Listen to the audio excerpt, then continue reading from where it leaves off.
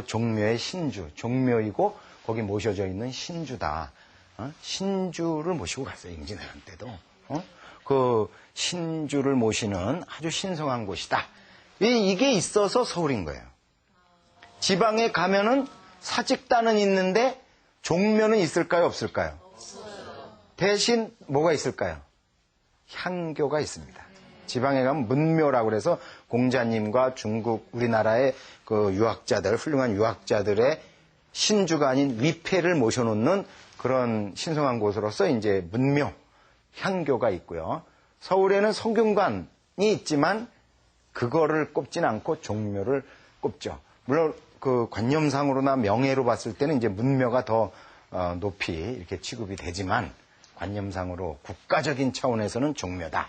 그래서 서울의 종묘는 동쪽에, 사직은 서쪽에 이렇게 둔다는 원칙을 중국에서부터 도시, 수도를 건설한 하나의 대원칙으로 삼아서 그걸 네 글자, 사자성어식으로 표현한 것이 좌묘우사. 따라하십시오. 좌묘우사.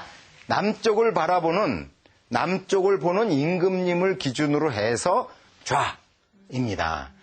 지도를 보는 나를 기준으로 하는 게 아니고 임금님을 바라보는 나를 기준으로 하는 게 아니고요. 남면하는 남쪽을 바라보는 임금님을 기준으로 해서 동쪽은 좌, 서쪽은 우가 되는 거죠. 좌묘우사. 잊지 마시고 봐주시면 좋겠습니다. 종묘가 이제 이쪽에 있고 사직이 이쪽에 있는 그 사이가 가장 서울의 중앙부가 됩니다.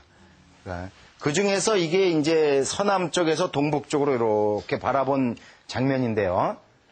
아주 서울의 가장 핵심부라고 할까요? 가장 그 중요한 공간을 이제 사진으로 잡았다. 이렇게 볼 수 있겠는데, 자, 여러분들 저기 안목을 한번 보겠습니다. 요 건물 보신 적 있으신가요? 없으신가요? 여기 자세히 보시면 요 아래 까맣게 세 개가 보이죠? 홍해문이 3개가 있습니다. 그리고 문루, 이 위에 지은 이 건물, 목조 건물은 2층, 중층 지붕으로 되어 있습니다. 그런 건물은 조선 팔도에 딱 하나밖에 없습니다. 문루가 중층으로 되어 있는 거 있지만 홍해문은 하나예요. 숭례문이나 흥인문 같은 거, 뭐 수원에 가면 화성에 있는 장안문이나 팔달문. 그런데 홍해문이 3개이면서 문루가 중층인 거는 유일하게 광화문입니다. 광화문. 그리고 여기 중층 지붕의 큰 건물, 그 다음에 또 그런 큰 건물, 여기 굉장히 큰 건물이 있습니다. 주 건물. 이렇게 되는 거죠. 이 건물이 뭐냐면 근정전입니다. 근정전. 그러면 이쪽이 어디죠? 경복궁인 거죠. 경복궁입니다. 자, 광화문의 동쪽, 이렇게 담장이 이렇게 궁성이 가는 중에 동쪽에도 이런 건물이 있고요. 서쪽으로 와서 보니 또 이런 게 있어요. 요거는 남아있는데 이거는 없어졌습니다. 이것도 이렇게 담장이 연결돼서 그 담장 모서리에 제자리에 다 담장을 거느리고 남아있지 않고 자리는 지키고 있으나 담장은 사라진 채 길 가운데 남아있는 이 건조물의 이름은 동십자각입니다. 동십자각. 이것은 그러면 서십자각. 이건 없어졌습니다. 전차길을 이렇게 내면서 없앴습니다. 일제시기에. 예, 경복궁의 모습, 서십자각, 특히 이게 없어진 우리 현 살아있는 분들은 거의 보기 어려운 아주 연세 높으신 분들 아니면 없어진 거고요. 그 광화문 앞에서 이렇게 길이 있는데 여기 굉장히 큼직큼직한 건물들이 있습니다. 그 나가는 길, 광화문에서 남쪽으로 나가는 길 동쪽에서부터 쭉 따지면 의정부, 이조, 한성부, 호조 길어서 그 다음에 예조, 사헌부, 병조, 형조, 공조. 그래서 이호, 예병, 형, 공 6조와 부자 들어가는 거 셋. 의정부, 한성부, 사헌부. 이 쭉 그 중요 관청들이 쫙 좌우에 늘어선 그 길, 이걸 육조거리라고 그럽니다. 육조거리. 관청가입니다. 관청가. 말하자면 서울의 조선의 가장 중심되는 가장 높은 가장 그 중요한 관청들이 밀집되어 있는 곳이고요. 그 주변에도 관청들이 많이 있는 그런 구역이고요. 이렇게도 길이 있습니다. 길이 보이는데 이 끝에 여기쯤에 보면 경희궁. 이 길을 바라보면서 딱 어서 오시라고 맞아들이는 식으로 이렇게 동쪽을 바라보고 앉아 있었던 문 이름이 경희궁의 흥화문인 것입니다. 예, 그런 구조를 요거를 한번 보시고 이 안으로 들어가 보도록 하겠습니다.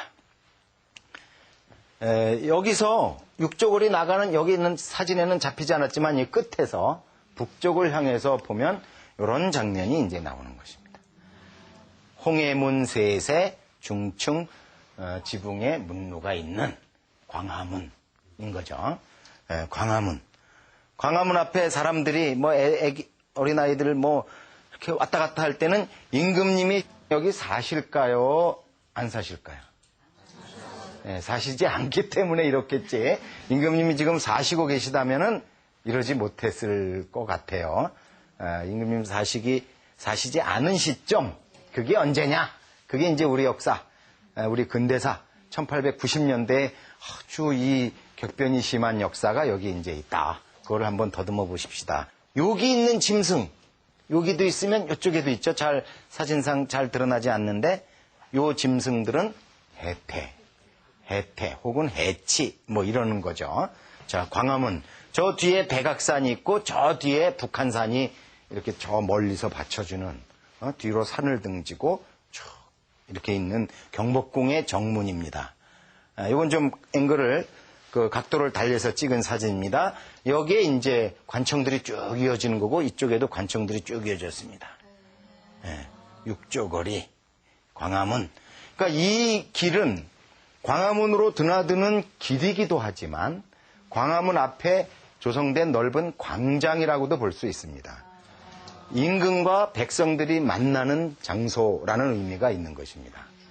서양 사람들도 이게 굉장히 인상적이었어요.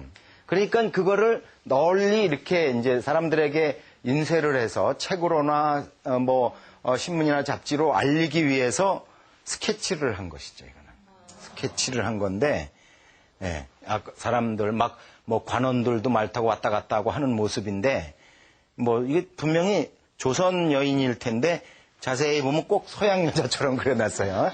서양 사람이 그러면 자기식으로 그리잖아요. 예, 그런 모습, 백악산, 북한산 보현봉 뒤에 산이 쭉 받쳐주고 쭉 보이는 그 모습을 굉장히 인상 깊게 이렇게 표현을 해놨습니다. 좀 멀리 떨어진 데서 보는 육조거리, 저 뒤에 광화문의 모습인데